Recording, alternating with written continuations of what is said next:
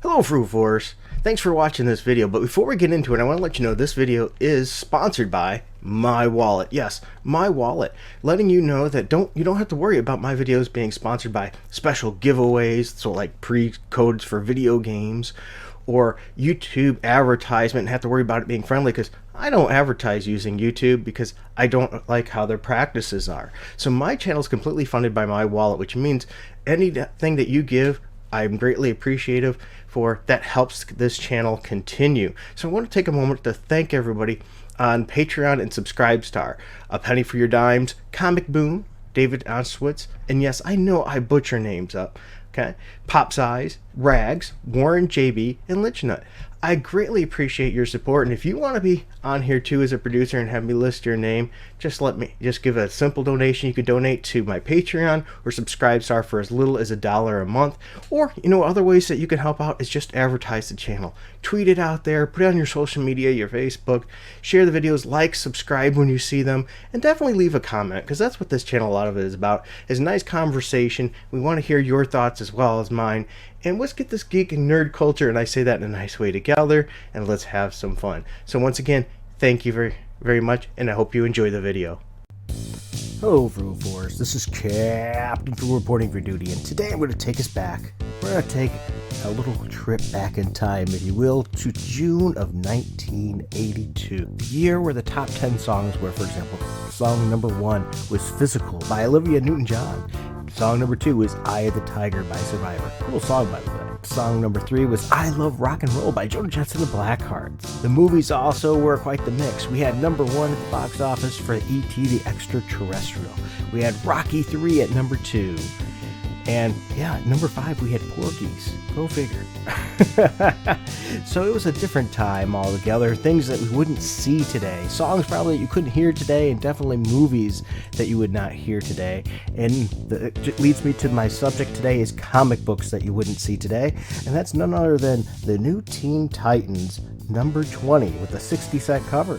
Its writers was Marv Wolfman and pencilers George Perez. The inkers were from Mario Tengai, which I'm sure I butchered that guy's name. What makes this comic interesting is because it's focused on characterization, while it's still supplying enough action, if you will, to it, but it really puts the focus on none other than the Flash, Wally West. Yeah, another character that, hasn't exactly been treated the best for a long time either, which hopefully they're getting him back on track, even though who knows with how DC is going. So the story opens up with Wally West in Titans Tower in New York, writing a letter to his parents, thinking about how he's considering himself normal compared to everybody else, which is something we would not see in today's books, because Wally is a conservative. He's mentioned that to the team that he's a conservative, and therefore under DC writers and Marvel writers, characters that are conservatives are usually painted as nutbags and crazy, but in this case not.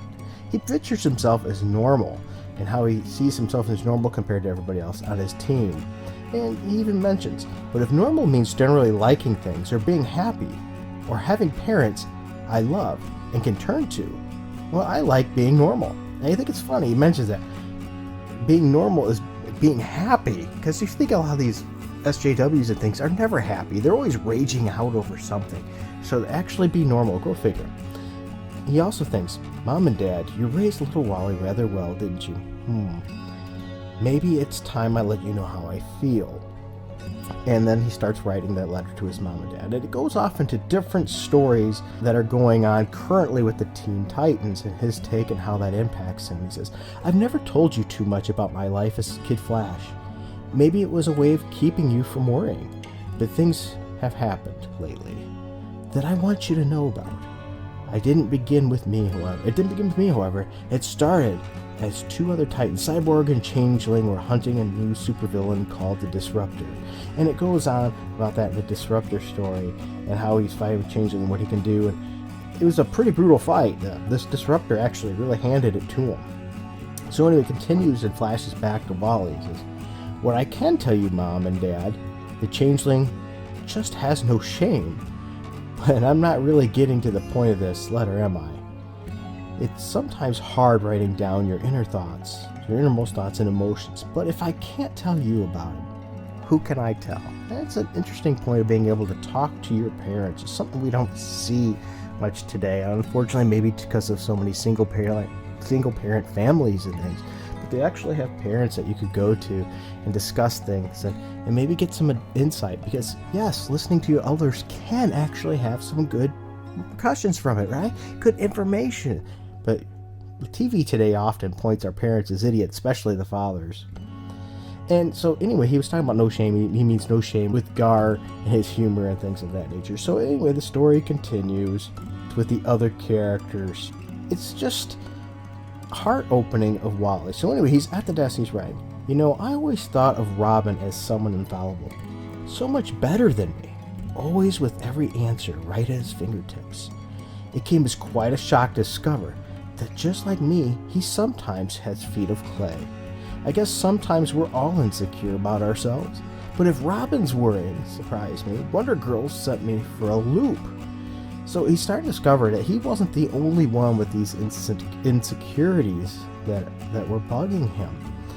And it's good to understand he wasn't alone in that regard. And that's once again things that parents can do for you. They can let you know that you're not alone. And he's showing you this in this comic book, as he's thinking and writing it down. It's really well crafted and done. He's still sitting there writing, and he says, before I tell you about Sarah Sims, you have to know more about Cyborg. His mother died in the accident that destroyed his body. His father, whom outfitted him with his steel form, just recently died. Sarah Sims is a girl he met. She teaches paraplegic kids. Well, one of our enemies kidnapped Sarah a few months back, and Cyborg blames himself for what happened, and he's refused to see her ever since. So he's starting to realize, you know what, I'm not the only one on this team that has issues and that has problems. And he's starting to understand now that it wasn't just him. He was seeing everybody else as perfect and wondering if he really fit in, because at this time he was deciding, do I want to be a superhero?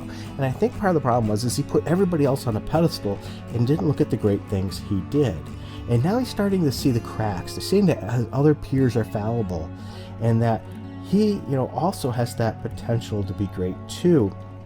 And so we get more story about the Disruptor, and it's the Disruptors fighting them and taking them down, and how Wally gets even hit at a point, and it's really, really painful. And he doesn't really want to tell his mother that, especially because his mother wouldn't like to hear that. It's just an interesting take on it. And so let's talk about that. When he gets hit by the Disruptor, he says, "Oh, Dad, my heart suddenly went crazy. I think my blood pressure shot up to over 100. I couldn't move, couldn't breathe, couldn't fight back as the Disruptor pounded on me, smashed at me. It was horrible."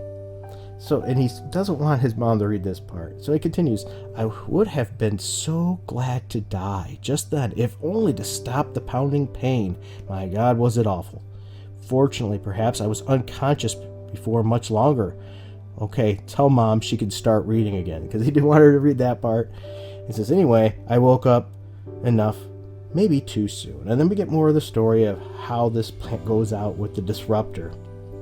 And, he took a lot of hits from Disruptor. It wasn't an easy fight. And we see the team and all the struggles and what happened. And we go on from there with more writing. It says, it was all over, at least the action, part of the story. But what really hurt was what happened next. So as I said, you get a lot of action in this book, but we get a lot of substance. So Marv Wolfman really crafted a good tale here. And what happened with the Disruptor and his father, and how they didn't have a good relationship. His father was using his son, and when his son didn't complete the task he wanted, he pretty much disowned his son. Showing how much Wally here really appreciates the relationship he has with his family, with his parents. I think there's a lot to glean from this about an adjusted superhero. So anyway, we get back to Wally writing. It says, "Theirs was a family without love." And that got me thinking. I had just seen Robin desperately trying to live up to an image rather than being himself. Wonder Girl desperately wanting such a simple thing, her own identity. While Starfire only wanted the joy of knowing her family might still be alive. I'd never really understood Raven's traumas caused by Trigon or Cyborg's problems with Sarah Sims. I was always so wrapped up with, here we go, my own problems and thinking no one else had any. But they do. You two have shown me a love Michael Bendon never had, which was the Disruptor. You encouraged me to be myself. You were there when I needed you, and I always felt I could talk to you. I guess the reason this issue hits me so much is it hits me on a level of the relationship I had with my mother before she passed away. I always had a tight relationship with my mother. My mother was my hero. My mother was a parent to look up to. So anyway, he gets done finishing with the letter, and Robin asks does he want him to take care of the letter for him as he walks in, and Flash is like, no. Wally says he'll take it himself, and he runs it to his parents in person. In other words, it wasn't enough just to give him the letter. He wanted to see his family too. So there it is. I think this issue hits on a lot of levels. You get action, you get character development, you get character growth, and you really get a bonding opportunity with the character Wally West. So when people argue and get upset that, with what happened to Wally, I can greatly understand that. A lot of people, I'm sure, have really gravitated towards Wally West, and partially to great stories, and probably this one affected a lot of people. Once again, that's the New Teen Titans Volume 1, number 20 from June 1982, written by Marv Wolfman, and the penciler was George Perez. This is one of those flashbacks from the past, and I think if you haven't ever read, it's a good issue to pick up, and you should check it out. Well, thank you for spending this time with me, and until next time, keep it frugal.